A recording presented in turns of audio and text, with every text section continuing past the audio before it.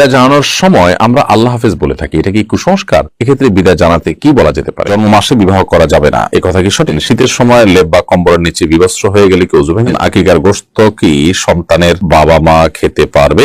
আমার স্ত্রী প্রায় সময়ই নামাজ দেরি করে পড়ে, সেই কাজকে বেশি প্রাধান্য দেয়, কি করতে? আমাদের এলাকায় অনেকে বলে মাগরিবের আজানের সময় কিছু খাওয়া ঠিক না, এটা ইসলামের দৃষ্টিতে কতটা সঠিক? তাশাহুদের সময় আঙ্গুল না নাড়ালে কি গুনাহ হবে? তাহলে লিখেছেন জন্ম নিয়ন্ত্রণের বিধান কি?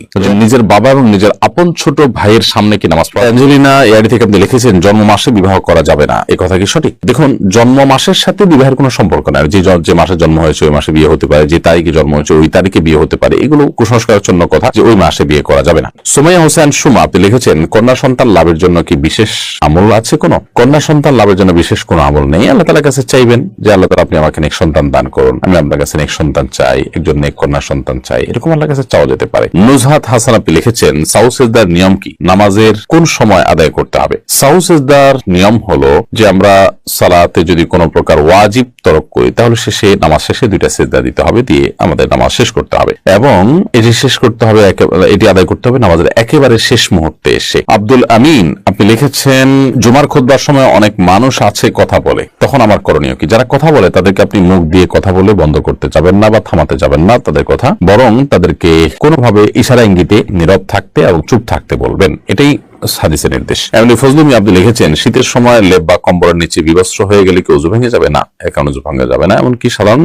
লেপ বা কম্বল ছাড়াও যদি কেউ বিবস্ত্র হয়ে যায় ওযু ভাঙবে না। ওযু ভাঙার সাথে বিবস্ত্র হওয়ার সম্পর্ক নেই, তবে হ্যাঁ প্রয়োজন ছাড়া অন্য কারোর সামনে বিবস্ত্র হয়ে যাওয়া তো অনুচিত। লেপ বা কম্বলের নিচে তো কারোর সামনে হচ্ছে না, বিধায় সেখানে গুনাহের বিষয় নাই। এরপর প্রশ্ন করেছেন আসমা সাহা আপনি লিখেছেন অসুস্থতার জন্য বাসায় কাজের বুয়া দিয়ে টয়লেট পরিষ্কার করালে কি কোনো গুনাহ হবে? কোনো অসুবিধা নেই। আপনার অসুস্থতার কারণে হোক অথবা অন্য কোনো কারণে হোক আপনার টয়লেট অন্য কাউকে দিয়ে পরিষ্কার করলে আপনার কোনো গুনাহ হবে বা আপনার ইবাদত বন্দেগীর কোনো অসুবিধা হবে বা আপনার বান্দার হক নষ্ট হবে এরকম না। তাকে ন্যায্য প্রাপ্য তাকে দিয়ে দিবেন, পাওনা থেকে দিয়ে দিবেন এবং পারিশ্রমিকের বিনিময়ে কাজ করাতে কোনো অসুবিধা নেই। আউয়াল হোসেন চান আপনি লিখেছেন আকিকার গোশত কি সন্তানের বাবা মা খেতে পারবে? দেখুন, আকিকার গোশত সন্তানের বাবা মা খেতে পারবে, অন্য কাউকে খাওয়াতে পারবে, কোনো অসুবিধা নেই। আমাদের সমাজে প্রচলিত আছে যে সন্তানের বাবা মা আকিকার গোশত খেতে পারবে না, এটা নিছকই আমাদের ভুল ধারণা এবং কুসংস্কারের জন্য বিশ্বাস। কোরআন হাদিসে এরকম কোনো কথা বলা হয়নি যে সন্তান এর বাবা মা সন্তানের আকিকার গোশত খেতে পারবে না, বরং তারা সন্তান জন্ম দিয়েছেন তারা তো আরো বেশি করে সেই গোশত খাবেন, কারণ আল্লাহ তাআলার পক্ষ থেকে এটি নিয়ামত তাদের জন্য। এমনি কবির আশফাক আপনি লিখেছেন দাড়ি না উঠে থাকলে দাড়ি গজানোর জন্য কি শেভ করা যাবে?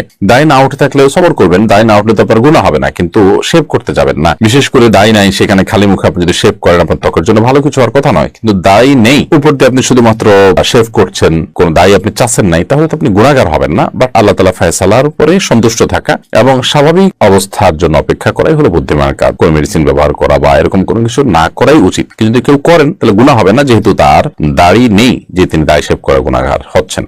আরিফুল ইসলাম দেখেছেন আমার স্ত্রী প্রায় সময়ই নামাজ দেরি করে পড়ে, সেই কাজকে বেশি প্রাধান্য দেয়, কি করতে পারি? তাকে বোঝাবেন আউয়াল ওয়াক্তে নামাজ পড়া আল্লাহর কাছে সবচেয়ে উত্তম আমল। কাজকে প্রাধান্য দেওয়া এটা ঈমানের দুর্বলতার লক্ষণ, নামাজকে পিছিয়ে দেওয়া এটা ঈমানের দুর্বলতার লক্ষণ। বিধায় ঈমানদার হিসেবে আমাদের উচিত হবে সময় মতো নামাজ পড়া এবং নামাজকে কোনোভাবে পিছিয়ে না দেওয়া। এবং মামুন্না অনেকে তাদের নামাজগুলোকে নষ্ট করে ফেলেন, যে ঘরোয়া কাজ করে তিনি গোসল করে একসাথে নামাজ পড়বেন। শয়তান তাদেরকে বোঝায় যে বোধহয় একসাথে ফ্রেশ নামাজ পড়লে বেশি সওয়াব হবে, অথচ আউয়াল ওয়াক্তে শুরুর দিকে নামাজ পড়লে সওয়াবটা তার জন্য অবশ্যই বেশি হবে, সেটি তাদের বোঝানো উচিত। নিজুম নিশি আইডি থেকে আপনি লিখেছেন আমাদের এলাকায় অনেকে বলে মাগরিবের আজানের সময় কিছু খাওয়া ঠিক না, এটা ইসলামের দৃষ্টিতে কতটা সঠিক? মাগরিবের আজানের সময় কোনো কিছু খাওয়া ঠিক না এরকম কোনো কথা কোরআন হাদিসে কোথাও বলা হয়নি, এটা একেবারেই কুসংস্কারের জন্য বিশ্বাস। দিন এবং রাত 24 ঘন্টার ভিতরে এমন কোন সময় যে সময়টাতে খাওয়ার ব্যাপারে শরীয়তের কোনো বিধিনিষেধ আরোপ করা হয়েছে যে এই সময় খাওয়া ঠিক না, এই সময় খাওয়া ভালো না। ঘুমের ব্যাপারে বলা হয়েছে মাগরিবের পরে ঘুমানো ভালো নয় এশার আগে। নবী সাল্লাল্লাহু আলাইহি ওয়াসাল্লাম এই সময়ের ঘুমটাকে অপছন্দ করতেন, এটি এশার নামাজকে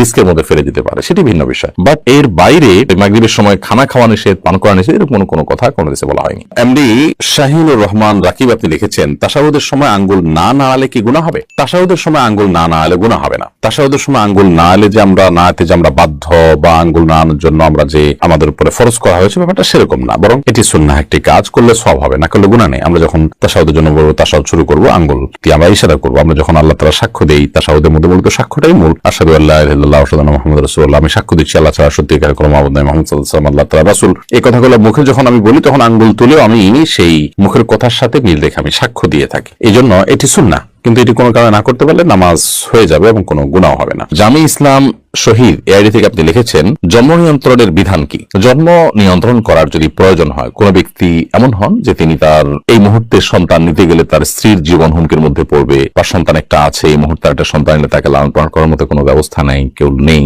তো এরকম পরিস্থিতিতে সাময়িক জন্ম নিয়ন্ত্রণ তিনি করতে পারেন। সে সাময়িক জন্ম নিয়ন্ত্রণটা 2-4 বছরের জন্য হতে পারে, 10 বছরের জন্য হতে পারে, লম্বা সময়ের জন্য হতে পারে, কিন্তু স্থায়ী জন্ম নিয়ন্ত্রণ করা জায়েজ নাই। আর দ্বিতীয়ত, কি খাওয়াবো, উপার্জন কম, বেতন কম, চাকরি নাই, এই মুহূর্তে সন্তান হলে বিপদে পড়বো, এরকম চিন্তা থেকে জন্ম নিয়ন্ত্রণ করলে সেটাও জায়েজ নেই। কারণ প্রত্যেকটা প্রাণীর রিজিকের দায়িত্ব আল্লাহ তাআলা নিয়েছেন। রিজিকের চিন্তায়, ছোট চিন্তায়, নিচু চিন্তায় জন্ম নিয়ন্ত্রণ করবার সুযোগ ইসলাম শরীয়তের দৃষ্টিকোণ থেকে নেই। এমডি শফিকুল ইসলাম আপনি লিখেছেন, ফরজ নামাজের শেষ রাকাতে ওযু ছুটে গেলে বাকি অংশ কিভাবে আদায় করব? ফরজ নামাজ যদি শেষ রাকাতে ওযু ছুটে যায়, তো ওযু ছুটে গেলে ওই অবস্থায় আপনি চলে যাবেন ওযু করার জন্য। ওযু করে এরপরে আপনি এসে নামাজের যেটুকু বাকি ছিল সেটুকু আদায় করবেন। হতে পারে শেষ রাকাতের রুকুতে ওযু চলে গেছে, তো এসে রুকু থেকে আবার শুরু করবেন, করে বাকিটুকু শেষ করবেন। ওযু করে আসার পথে কারোর সাথে কথা না বলেন, অন্য কোনো কাজ না করেন, জাস্ট ওযু করেছেন, করে চলে আসছেন, তাহলে সেক্ষেত্রে আপনি আগের যে সালাত ছিল সেটাকেই কন্টিনিউ করতে পারেন। আর যদি আপনি কথাবার্তা বলে থাকেন, অন্য কাজ করে থাকেন, তাহলে তো আর এটাকে কন্টিনিউ আপনি করতে পারবেন না। মাসুদা আক্তার আপনি লিখেছেন, নিজের বাবা এবং নিজের আপন ছোট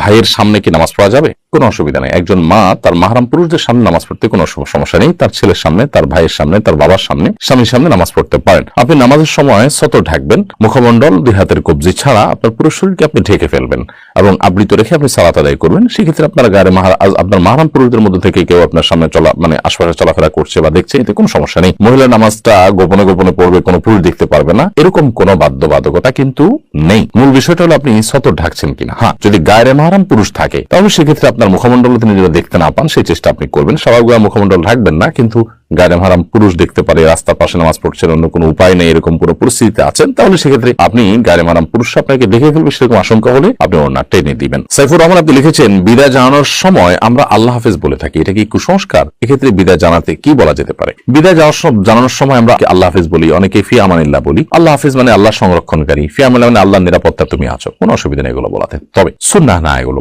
বলা জায়েজ, জাস্ট এটুকু। এগুলোকে সুন্নাহ মনে করা ভুল। সুন্নাহ হলো কাউকে বিদায়ের সময় আস্তাউদিআল্লাহ বলা। সংক্ষেপে যদি বলতে চান তাহলে শুধু আস্তাউদিআল্লাহ, অর্থাৎ তোমাকে আল্লাহ তাআলার হেফাজতে আমি অর্পণ করলাম। আবার আপনি যদি এটাকে পুরো দোয়াটা পড়তে চান তাহলে আস্তাউদিআল্লাহ দীনাকুম ওয়া আমানাতাকুম ওয়া খাওয়াতিম আমালিকুম, অর্থাৎ তোমার দিন এবং তোমার ঈমানকে আমি আল্লাহর উপরে অর্পণ করলাম। তুমি সফরে বের হচ্ছ বা বিদায় নিচ্ছ, চলে যাচ্ছ, আল্লাহ যেন তোমাকে তোমার ঈমান, তোমার দিনকে হেফাজত করে এবং তোমার শেষ পরিণতি যেন ভালো হয়। ঈমানদার সবসময় আখিরাত রিলেটেড বিষয়গুলোকে নিয়ে ভাববে, কারণ সেটাই তার জীবনের আসল পার্ট। বিধায় সেই জায়গা থেকে আপনি ওই পুরো দোয়াটা পড়বেন, আস্তাউদিআল্লাহ দীনাকুম ওয়া আমানাতাকুম, তোমার দিন এবং তোমার আমানতকে আল্লাহ তাআলা হেফাজত করো, ওয়া খাওয়াতিম আমালিকুম, এবং তোমার আমলকে আল্লাহ তাআলা বা তোমাদের আমলকে আল্লাহ তাআলা হেফাজত করো। আর যদি পুরো দোয়া মুখস্থ না থাকে, শুধু আস্তাউদিআল্লাহ বললেন। বাকি ফি আমানিল্লাহ বা আল্লাহ হাফেজ, এটাতে ওই দোয়ার মর্ম আসে, আল্লাহ হেফাজত করুক, আল্লাহ নিরাপত্তায় তোমাকে দিলাম, ওই দোয়ারই